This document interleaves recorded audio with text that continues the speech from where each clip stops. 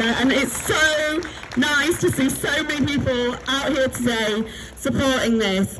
I was absolutely horrified as a Member of Parliament to hear that the government were going to U-turn on conversion therapy. I was even more horrified when they decided that they were going to exclude one part of our community from a ban. I think that that level of discrimination is absolutely abhorrent and needs calling out. I do want to talk about somebody's experience in Sheffield, so I just want to give a little bit of a content warning here, just because I know that this will be upsetting, but I know that people who might be walking past won't know what conversion therapy is, so I wanted to share a survivor's story today. Cassie is a transgender woman. At the insistence of her family, she began treatment to cure her gender identity.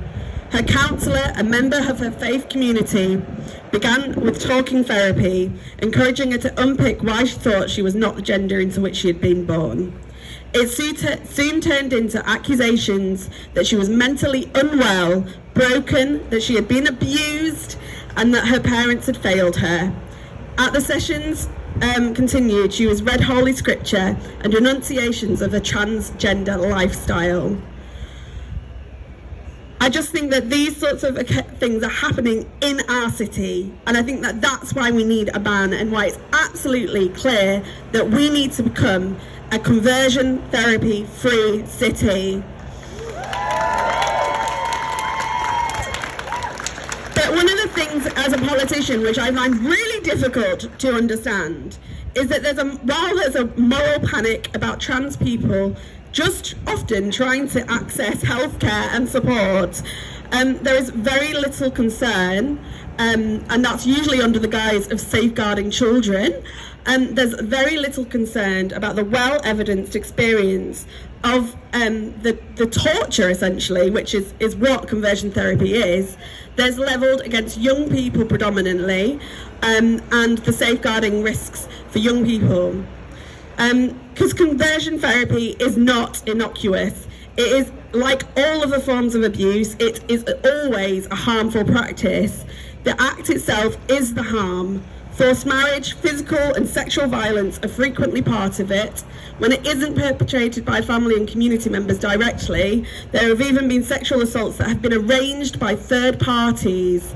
And in a recent research, 24% of respondents to a survey said they had been subject to sexual violence with the intent to convert them, and that goes up when you went to 35% for trans men and 32% for non-binary people. To me, those statistics are absolutely staggering, and I would definitely point anyone who's experienced this to Gallup, who are a great organisation who have a hotline that I can put on my social media later.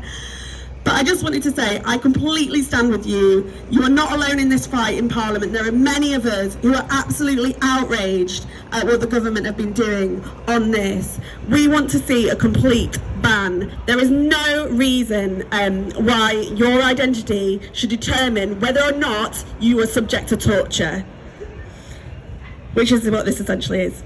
So I stand in complete solidarity with every single person who's here, with all of our community, no LGB without T, and thank you so much for having me to speak. I realised I forgot my pronouns, it's a she and her, so apologies for doing that at the end, but yeah, I'm also a disabled MP, so I struggle with this stuff as well.